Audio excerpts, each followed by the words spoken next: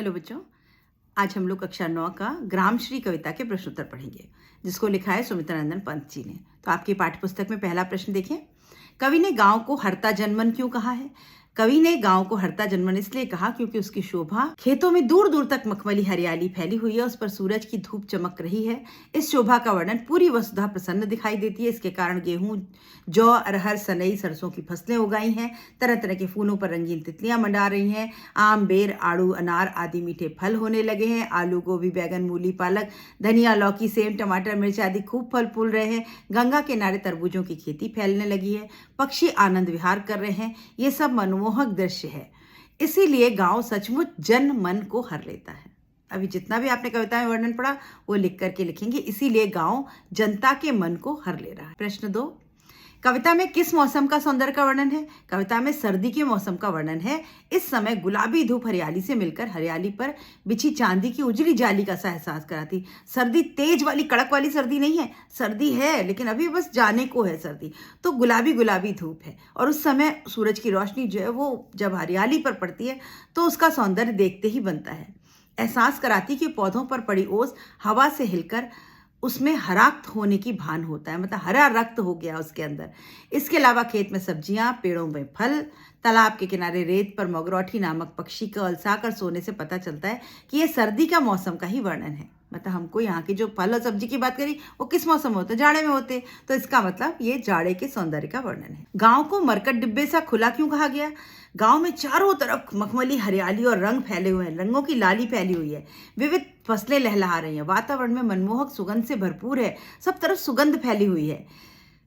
रंगीन तितलियां उड़ रही हैं, फूल निकले हुए हैं, रंगीन तितलियां उड़ रही हैं। चारों ओर रेशमी सौंदर्य छाया और इतना सुंदर सौंदर्य फैला हुआ है। सूरज की मीठी मीठी धूप पड़ रही है जिससे हरियाली जगमग जगमग कर रही है। इसीलिए गांव की तुलना मरकत डिब्बे से की गई। मरकत मतलब रत्न से भरे डब्बा। जब रत्न के डब्बे पर अगर रोशनी पड़ती है तो रत्न चमकने लगते हैं, तो उसी तरह से धरती चमक रही है, इसीलिए उसको मरकत का डिब्बा कहा। अरहर और सनई के खेत कवि को कैसे दिखाई देते हैं? अरहर और सनई फलीदार फसलें हैं। अरहर में भी बालियां होती हैं, सनई में भी बालियां होती हैं। इनकी फसलें पकने पर जब हवा चलती है तो इनमें मधुर आवाज, ये जब हिलती हैं तो जो बालियां होती हैं ना, अरहर की बालियां से वो आपस में टकराती हैं तो उनसे छिन छिन छिन छिन छिन छिन छिन आवाज आती है बच्चों, बड़ी सुंदर आवाज होती है। तो वो उनसे हवा चलती है तो इनमें से आवाज निकलती है। ये मधुर आवाज ऐसा लगता है जैसे किसी स्त्री के कमर में करधनी कोई गहना बंधा है, उसमें घुंघरू बज रहे हैं। जैसे पायल के करधनी के घुंघरू बजते हैं छन छन छन छन, तो बालियां हैं, बालियों में अंदर बीजे हैं और वो जब हिलती है तो छिन छिन छिन छिन आवाज आती है। तो इसीलिए इनकी तुलना किससे करी गई? करधनी में लगे घुंघरुओं से। इन्हीं मधुर आवाजों के कारण कवि को अरहर और सनई के खेत धरती की करधनी जैसे दिखाई दे रहे हैं। ऐसा लग रहा है धरती ने स्वयं करधनी धारण कर रखी। भाव स्पष्ट कीजिए। भाव स्पष्ट कर समय पहले आप प्रस्तावना लिखेंगे जिसमें आप कवि का नाम, लेखक, कविता का नाम, पुस्तक का नाम लिखेंगे। बालू के सांपों से अंकित गंगा की सतरंगी रेती, क्या है इसका अर्थ?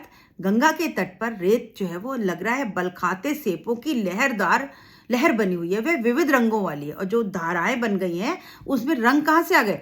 जब सूरज की रोशनी पड़ती है तो वो रेत चमक रही है, अलग अलग रंगों की रेत चमक रही है। हंसमुख हरियाली हिम आतप सुख से अलसाए से सोए। अब हरियाली धूप, मतलब हंसमुख हरियाली जो है वो धूप पड़ने से, जाड़े की धूप पड़ने से हंस रही है, खुश हो गई है। हरियाली धूप के प्रकाश में जगमगाती हुई हंसमुख सी लग रही है। सर्दी की धूप भी स्थिर और शांत है। उन्हें देखकर यूं लगता है मानो दोनों अलसाकर एक दूसरे के संग सो गए। हरियाली और धूप मिले और मिलकर के खुश होकर के सो गए हैं।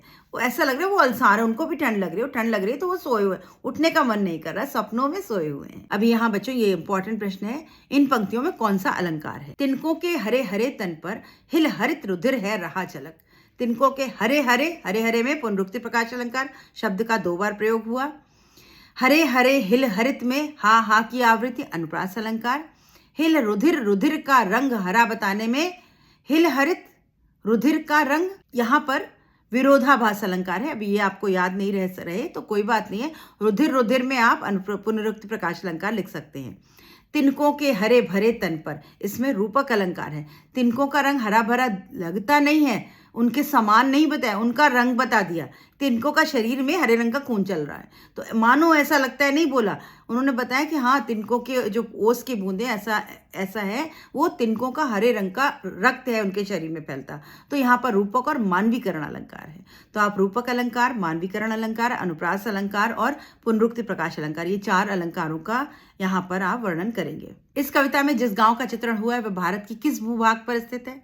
ये बच्चों उत्तर प्रदेश की बात है। वो इलाहाबाद और बनारस में पढ़े हुए हैं, तो उत्तर प्रदेश के खेतों की बात है। गंगा का किनारा बनारस में भी है और इलाहाबाद में भी है, तो उस गंगा के किनारे का वर्णन है। तो ये उत्तरी भाग का है, गंगा के तट पर बसे हुए गांव का। अब ये प्रश्न 8 में आपको खाली अपनी कविता का वर्णन करना है। जहां आप रहते हैं उस इलाके में किसी मौसम विशेष के सौंदर्य का वर्णन गद्य में वर्णित कीजिए। ये परीक्षा उपयोगी नहीं है। अभी पाठ्येतर सक्रियता जो है वो भी बच्चों, वो भी परीक्षा उपयोगी नहीं है, कक्षा में चर्चा करने के लिए और कुछ योजना आयोजन करने के लिए, परिचर्चा आयोजन के लिए है। अभी हम देख लेते हैं कुछ इंपॉर्टेंट और छोटे छोटे प्रश्न जो आपसे भाषा बदल के पूछे जा सकते हैं। पहला प्रश्न है, चांदी की उजली जाली के समान किसे कहा गया? तो यहाँ जाली कहाँ दिखाई दे रही है? चांदी की उजली जाली, जो सूरज की सफ़ेद सफ़ेद किरणें पड़ रही हैं, वो ऐसा लग रहा है चांदी की उजली हुई जाली के समान कहा गया। और जाली खेतों में दूर तक जो हरियाली फैली है उसमें लिपट करके दिखाई दे रही है। तिनकों पर ओस की बूंद देखकर कवि ने क्या नई कल्पना की और क्यों? तिनकों पर जो ओस की बूंद है और पत्ते कैसे, तिनके हरे रंग के, तो जो पानी है वो भी हरा हरा सा दिखाई दे रहा है, ऐसा लग रहा है हरा रंग है। तो उसने कल्पना करी कि तिनकों के अंदर हरे रंग का शरीर है, हरे रंग का रक्त है और वो हिलने से हिल रहा है। उनके अंदर का रक्त, खून जो है वो हरे रंग का दिखाई दे रहा है। खून लाल रंग का होता है, यहाँ हरे रंग का दिखाया, इसीलिए विरोधाभास अलंकार बताया गया। ग्रामश्री कविता के आधार पर बताइए कि आकाश कैसा दिख रहा था? आकाश कैसा दिख रहा है? चिर निर्मल, बहुत सुंदर, स्वच्छ, साफ, नीले पर्दे के समान। ना बादल है, ना काले रंग है, ना सफेद रंग है, नीले रंग का आकाश है और वो पृथ्वी पर झुका हुआ है। धरती रोमांचित से क्यों लग रही है? इस रोमांच किस तरह प्रकट हो रहा है? धरती रोमांचित है, धरती जो है वो इतनी खुश है, प्रसन्न है, रोमांचित है। और वो कैसे प्रकट हो रहा है? गेहूं में बालियां निकल आई हैं और जौ में बालियां निकल आई, तो जैसे रोए खड़े होते हैं ऐसे उसकी बालियां और अरहर और गेहूं की बालियां निकल आई हैं। तो ऐसा लग रहा है धरती रोमांचित हो चुकी है। और रोमांच होने पर जिस तरह हमारे रोए खड़े हो जाते हैं उस तरह से उसकी बालियां खड़ी हो गई है, बालियों में दाने लग गए हैं। नुकीले भाग को देखकर लगता है कि ये धरती के रोए हैं जो उसका रोमांच प्रकट कर रहे हैं। कल्पना कितनी सुंदर है बच्चों। सरसों के फूलने का वातावरण पर क्या असर पड़ता है? इसे झांककर कौन देख रहा है? सरसों के फूलने से वातावरण में तेल की गंध भर जाती है और वो हवा के साथ इधर उधर उड़ती फिरती है।